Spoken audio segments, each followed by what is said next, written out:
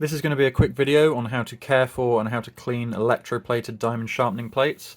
Specifically we're talking about electroplated here, so no metallic bonded, no resin bonded, no vitrified. It's different for those.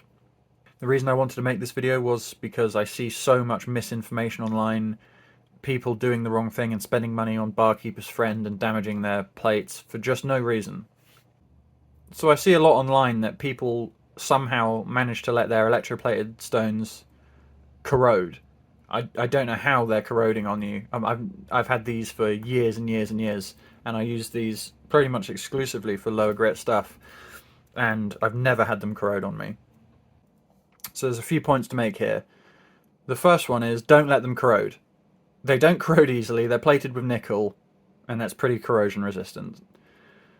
The next one is don't mistake dried slurry for corrosion.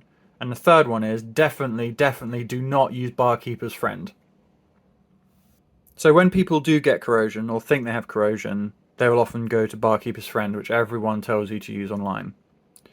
The first thing is most Barkeeper's Friend products have abrasives in them, and if you're scrubbing abrasives against abrasives, they're going to eventually dull. So you're putting unnecessary wear on your plate.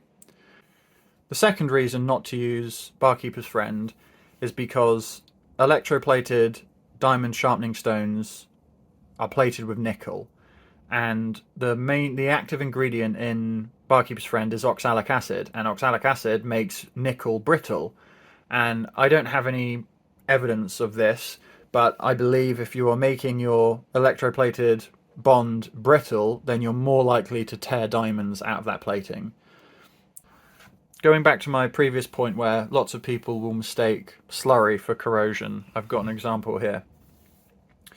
Both these Atoma plates have been used like the same amount. This one clearly looks more shiny than this one. It's starting to dull in areas. That is not corrosion. If you look with magnification, you can see slurry drying on between the diamond. You don't need to remove that. When you put water on here and start sharpening, that slurry will go away. But I can just prove it by using a pencil eraser and scrubbing off some of the slurry, and you can see all of this area starting to go shiny again. You know, if that was corrosion, which it obviously isn't, I'm not going to get that corrosion off with a pencil eraser. So don't put Barkeeper's Friend on this damn thing. It's crazy. And then obviously the best thing is don't let them corrode in the first place. I have no idea how long you'd have to submerge these and leave them wet to corrode. So this is a DMT plate that I've had for, I don't even know, 5 years, and used it so much that I can't even feel diamonds on it anymore. And there's not a speck of corrosion on that. So just make sure you dry your plates off after you've used them. So use a towel or a paper towel or something, but it's really quite simple. I use paper towels because I don't want to have to keep washing towels. I don't like to scrub the towel too much on the plate because I'll build up bits of the paper towel on it, and then I'll have to clean it off loads next time. But it doesn't take much effort of just patting that down.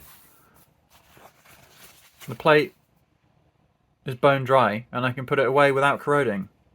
So stop buying Barkeeper's Friend and stop using it on your diamond plates.